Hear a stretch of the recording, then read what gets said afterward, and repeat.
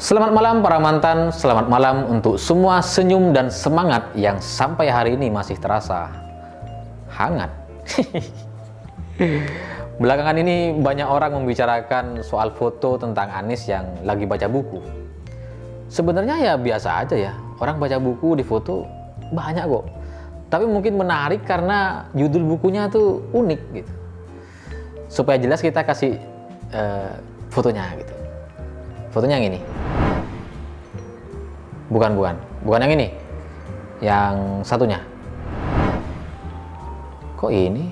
Yang asli nggak ada. Editor.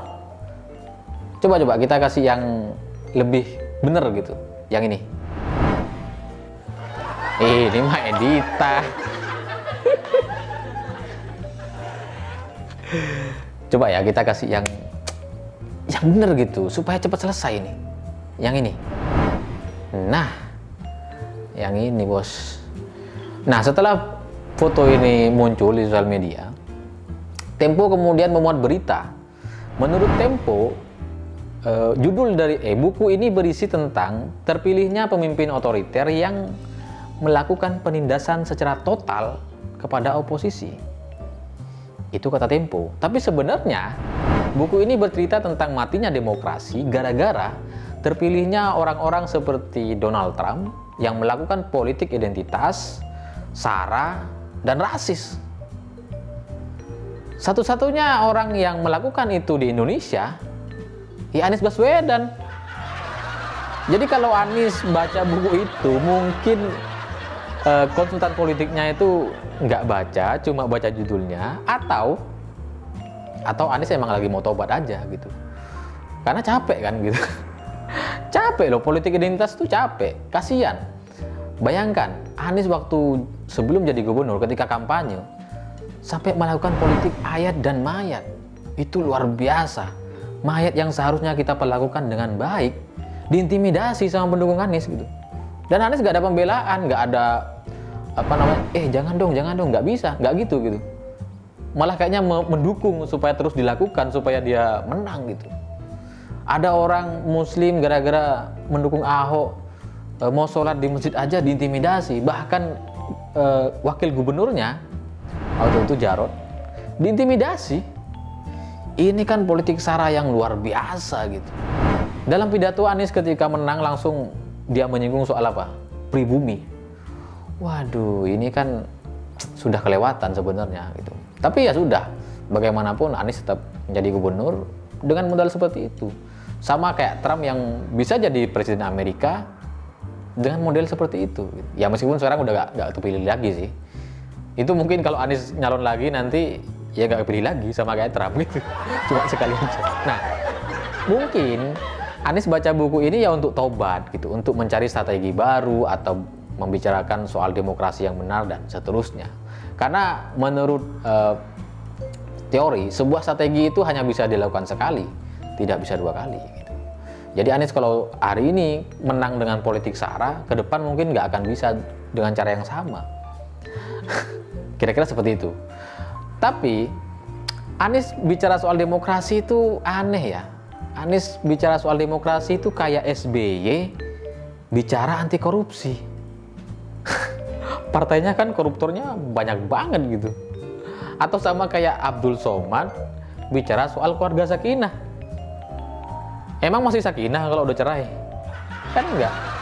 Atau sama kayak mantan-mantan kalian yang bilangnya setia dan seterusnya, padahal tidak pernah cukup dan tidak pernah puas dengan satu wanita. Selain itu, gelombang penolakan terhadap baliho Rizik terjadi di mana-mana.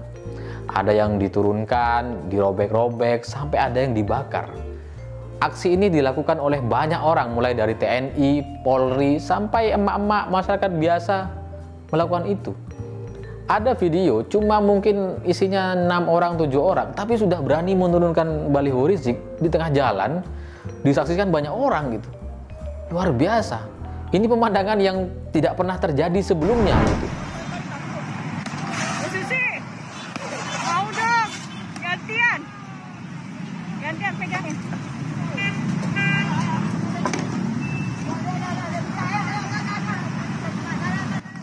Dan untuk pertama kalinya FPI kayak nggak berkutik.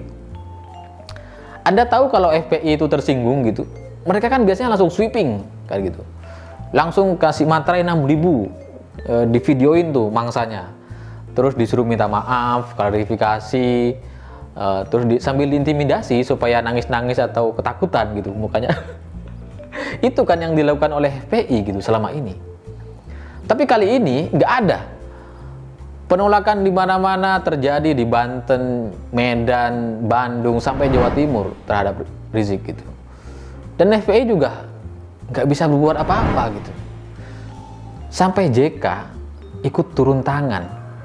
JK bilang Rizik itu adalah pemimpin karismatik. JK bilang Rizik adalah contoh kenapa demokrasi yang tidak bisa menampung aspirasi itu yang kemudian terjadi sekarang gitu. JK ini kalau orang luar negeri bicara soal demokrasi yang salah dan seterusnya, mungkin kita bisa paham gitu. Mungkin itu karena dia nggak tahu. Atau kalau JK ini tidak pernah menjadi pejabat atau wakil presiden, ataupun kalau pernah tapi sudah lama sekali pensiun, mungkin dia lupa gitu. Tapi ini JK kan baru kemarin, baru setahun yang lalu jadi wakil presiden. Terus sekarang dia bilang sistem demokrasi kita salah karena tidak bisa menampung aspirasi dan seterusnya, sampai muncullah sosok seorang Rizik.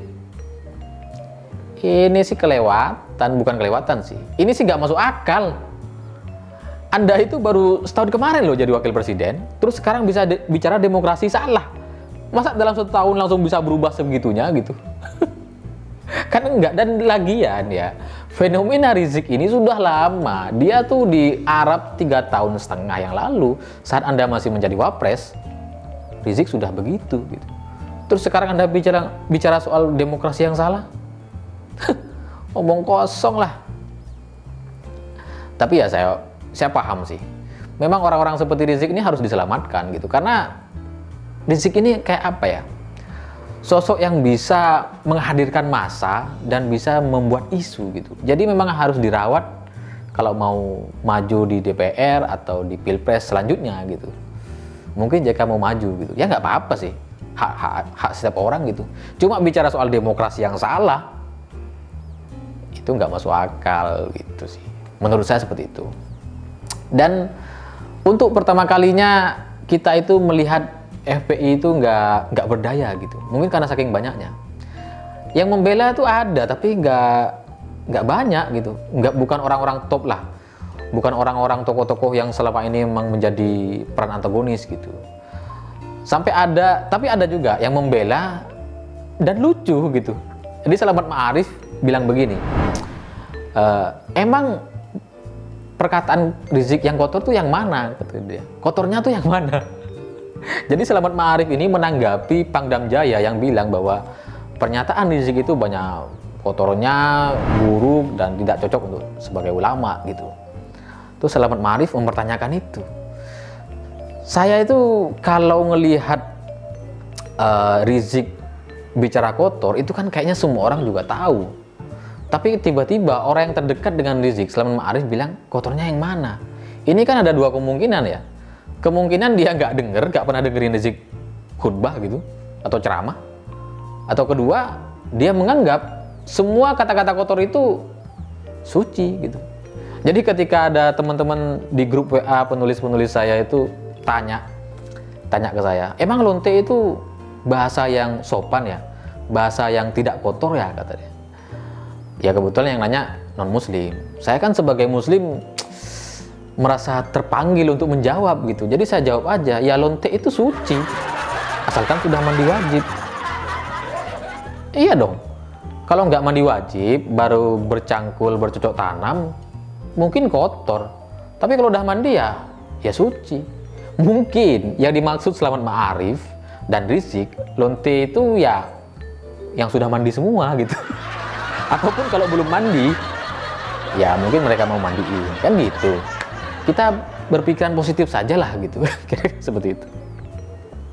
Sebab begini, standar kotor masing-masing orang itu berbeda, kotor tidaknya. Jadi begini, kalau saya punya 1 istri, ya setia itu ya dengan satu itu gitu. Tapi bagi teman-teman saya yang istrinya 2, 3 atau 4, setia itu ya harus melayani 4 orang. Itu setia gitu. Kalau cuma melayani 1 orang itu nggak setia ke 3 orang lainnya. Jadi standar kesetiaan pun bisa berbeda. Mungkin itu juga dengan yang ada terjadi dengan Rizik, Selamat Ma'arif dan FPI. Mungkin bagi mereka lonte itu ya biasa gitu. Siapa tahu mereka punya member premium yang menganggap lonte itu sebagai hal yang lumrah dan halal. Mungkin seperti itu. Tapi terakhir, ada banyak orang yang protes soal penurunan baliho Rizik gitu. Karena dilakukan oleh TNI katanya. Ngapain sih TNI itu kok nurunin baliho kayak nggak ada kerjaan katanya. Orang-orang yang bicara seperti ini pasti nggak tahu kalau TNI itu juga membersihkan Sungai Citarum. TNI itu juga kalau ada kebakaran mereka bantu. Sampai ada petani mau buka lahan, ya TNI turun. TNI itu ya ada untuk Indonesia. Kalau misalkan ada baliho-baliho yang merusak pemandangan, itu kan sama kayak sampah-sampah di sungai itu, perlu dibersihkan gitu. Kalau ada yang nggak terima, ada yang merasa lebih tahu dari TNI, lebih TNI dari TNI, bukan ya, itu udah Prabowo udah di kubu kita ya. Maksudnya ada orang yang merasa lebih paham soal TNI, ya itu membingungkan gitu, karena TNI itu nggak usah diajari ya, karena mereka memang udah TNI. Ada itu siapa? Kok mau ngajari TNI? Kacau.